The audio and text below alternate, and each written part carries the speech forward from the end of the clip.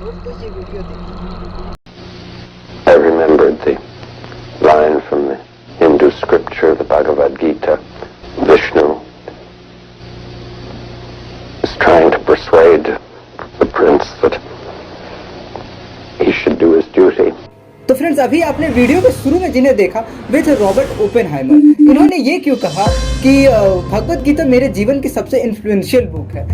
आप इन्हें Robert Oppenheimer को एटम बॉम्ब के क्रिएटर के रूप में जानना चाहते हैं। इन पर तो अब एक मूवी भी आ रही है।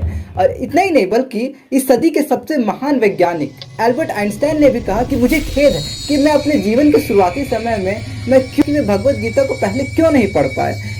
तो दोस्तों, ये सोचने वाली बात है कि दुनिया के जितने भी लोग हैं हमें क्यों कहते रहते हैं कि भगवत गीता पढ़नी चाहिए, भगवत गीता को हमें सुनना चाहिए। आखिरकार ये तो बूढ़े लोगों के सुनने की चीज़ है। तो अगर आप ऐसा सोच रहे हैं तो आप बिल्कुल गलत सोच रहे हैं। तो दोस्तों, भगवत गीता लिखी ही गई थी इसलिए ताकि हम उसे पढ़कर अपने जीवन को अच्छे से जी पाएं, उसे पढ़कर हम अपने जीवन में अप्लाई करें और उसे कुछ सीख पाएं, उसे अपने जीवन को बेहतर बना पाएं। तो अगर जीवन खत्म होने के बाद अगर हम उसे पढ़ेंगे तो फिर क्या फ़ायदा। तो भगवत गीता को पढ़ने में फ़ायदा तभी है अगर हम उसे पहले पढ़ें। तो चलिए हम कोशिश करेंगे कि भगवत गीता को पढ़ेंगे और उसे समझने का कोशिश करेंगे। और वैसे भी कहा जाता है कि भगवत गीता में ऐसे ऐसे सवालों के जवाब दिए हुए जिन्हें कि हम विज्ञान यानी कि साइंस की मदद से नहीं खोज सकते। तो चलिए खंगालते हैं भगवत गीता को और उसमें अपने कुछ सवालों के यानी कि अपने कुछ क्वेश्चंस के जवाब खोजने की कोशिश करते हैं। तो चलिए, भगवत गीता को शुरू करने से पहले हम लोगों को महाभारत के बारे में रिवीजन करना पड़ेगा। क्योंकि अगर मैं आपको एक एग्जांपल दूं तो आप एंड गेम देखे बिना, यानी कि अगर आपको एंड गेम देखना है तो आप मार्वल की सारी मूवीज देखे बिना आप एंड गेम को नहीं समझ सकते। तो इसी तरह अगर आपको भगवत गीता समझना है तो आपको महाभारत की कहानी का शॉर्ट रिवीजन होना बहुत जरूरी है। बल्कि मैं तो कहता हूँ कि आपको महाभारत की पूरी नॉलेज होना बहुत जरूरी है। इससे हमें बहुत कुछ सीखने को मिलता है। भगवत गीता जो है इसे महाभारत से ही लेकर बनाया गया है। तो चलिए हम लोग शुरू करते हैं महाभारत की शॉर्ट रिवीजन को। तो दोस्तों, महाभारत की जो टाइमलाइन है वो आज से 5000 साल पहले शुरू होती है। तो चलिए चलते हैं आज से 5000 साल पहले। तो दोस्तों, आज से 5000 साल पहले हम देखते हैं कि इस समय धरती पर द्वापर युग चल रहा है। द्वापर युग अगर आपको नहीं मालूम तो मैं आपको बताऊं कि द्वापर युग में श्री कृष्ण जी ने जन्म लिया था, इसमें कंस का वध हुआ था और इसी समय में महाभारत हुआ था। तो जब द्वापर युग शुरू हुआ और श्री कृष्ण जी ने जन्म लिया, कंस का वध करने के बाद वे मथुरा में राज करने लगे। इसी के पैरेलल में एक राज्य था जिसका कि नाम था हस्तिनापुर। आज जिसे हम दिल्ली के आसपास के एरिया, उस समय वो हस्तिनापुर था। तो हस्तिनापुर में राजा पांडु का राज था। राजा पांडु के बड़े भाई थे राजा धृतराष्ट्र। तो धृतराष्ट्र अंधे होने के कारण राजा नहीं बन पाए थे, इसलिए पांडु छोटे होने के बावजूद भी राजा बने थे। तो दोस्तों, जो हमारे स्टोरी के मेन कैरेक्टर हैं वे ये दोनों नहीं है। हमारे स्टोरी के मेन कैरेक्टर हैं इनके बेटे। तो चलिए इनके बेटों के बारे में बात करते हैं। तो राजा पांडु के 5 पुत्र होते हैं जिनके कि नाम होते हैं युधिष्ठिर, अर्जुन, भीम, नकुल और सहदेव। इन्हें पांडव कहा जाता है और इन्हें हम अपनी स्टोरी का हीरो साइड भी कह सकते हैं। और दूसरी तरफ है कौरव, जो कि धृतराष्ट्र के बेटे हैं। कौरव 100 भाई होते हैं जिनमें कि दुर्योधन सबसे बड़ा होता है। दोस्तों, दुर्योधन को अपने कहानी का विलन भी कह सकते हैं। तो दोस्तों, यहाँ पर ट्विस्ट तब आता है जब राजा पांडु की मृत्यु हो जाती है। राजा पांडु की डेथ के बाद मजबूरन धृतराष्ट्र को राजा बनाया जाता है। जब धृतराष्ट्र को राजा बनाया जाता है तो कौरवों के मन में लालच जाग जाता है कि अब तो राजा हम ही बनेंगे, पप्पा राजा हैं हमारे, तो राजा तो अब हम ही बनेंगे। तो इसके लिए अब कौरव बहुत सारे प्लान्स बनाने लगते हैं ताकि पांडवों को वो मार सके और जितना भी राज्य है वो सारा वे हड़प सके। इसके लिए बहुत सारा प्लानिंग बनाते हैं और पांडवों की मारने की कोशिश करते हैं। उनका प्लान हर बार फेल हो जाता है और पांडवों को वो और समय के साथ मजबूत बनाते जाते हैं। पर दोस्तों, कहा जाता है कि अगर आप किसी काम को बार बार करेंगे तो आपको कभी ना कभी सफलता जरूर मिलेगी। तो कौरव भी एक बार इसी तरह से सफल हो ही जाते हैं। तो चलिए इसको समझते हैं। यहीं से हमारा जो भगवत गीता महाभारत का जो मेन प्लॉट है यहाँ शुरू होता है। तो दोस्तों, एक बार दुर्योधन अपने मामा के साथ मिलकर प्लान बनाते हैं। दोस्तों, कौरवों के जो मामा थे वे थे मामा शकुनी। आप कह सकते हैं कि भगवत गीता और महाभारत कराने में, जो भी युद्ध कराने में अगर सबसे बड़ा हाथ था तो वो इन्हीं का। इनके बारे में और कुछ खास बातें, जैसे कि इनके पास जादुई पासे थे। इन पासों से वे अपने मन मुताबिक नंबर ला सकते थे, इसलिए वे इन्हें आप जुए का बादशाह भी कह सकते। तो कौरवों ने एक बार सोचा कि क्यों ना युधिष्ठिर को जुए में ललकारा जाए।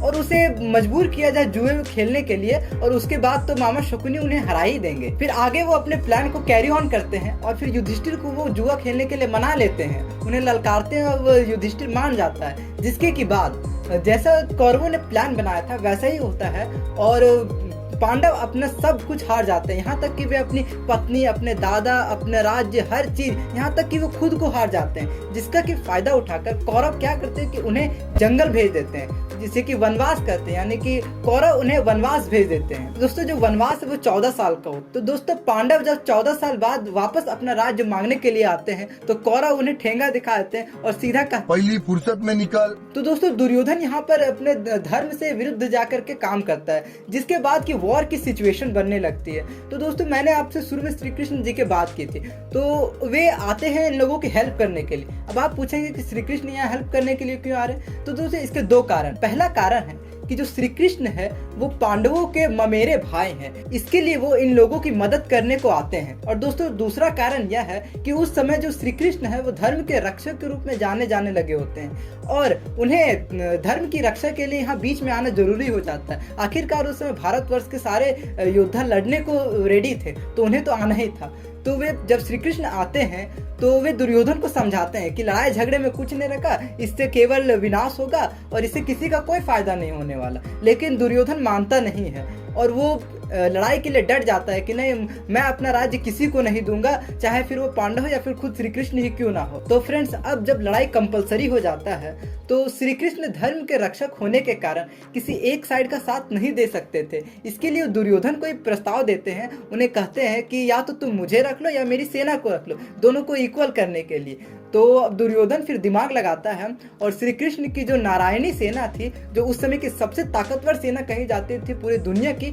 उसे हड़प लेता है। तो दोस्तों यहाँ पर आप सोच रहे होंगे कि दुर्योधन तो बेवकूफ था, वो तो जब खुद भगवान उसके साथ आ रहे थे तो उन्होंने मना क्यों किया? तो दोस्तों दरअसल बात ये थी कि श्री कृष्ण ने वहां पर हथियार ना उठाने की कसम खाई थी।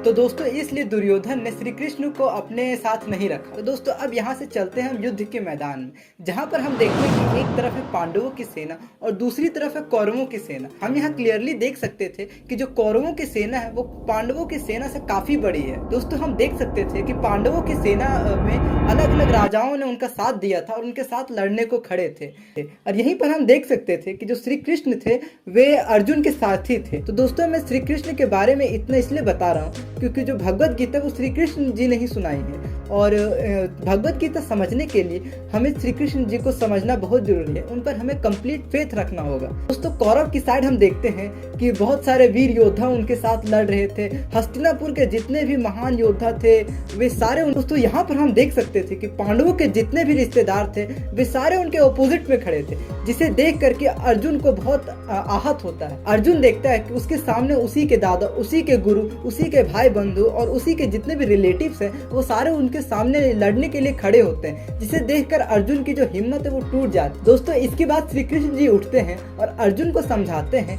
कि धर्म की रक्षा के लिए अपनों से भी लड़ना पड़ता है। इसके बाद ही श्री कृष्ण जी अर्जुन को समझाने के लिए भगवत गीता उन्हें सुनाते हैं। तो दोस्तों यहाँ से भगवत गीता शुरू होती है, जिसे कि हम अपने आने वाले वीडियो में आगे कवर करेंगे। तो दोस्तों वीडियो अगर आपको थोड़ी सी भी पसंद आती है तो इसे लाइक कीजिए, शेयर कीजिए और सब्सक्राइब कीजिए। और क्या, नोटिफिकेशन के बारे में भी आपको बोलना पड़ेगा, उसे तो दबाइए ताकि आप आगे आने वाले वीडियो की जो नोटिफिकेशन है उसे पा सकें।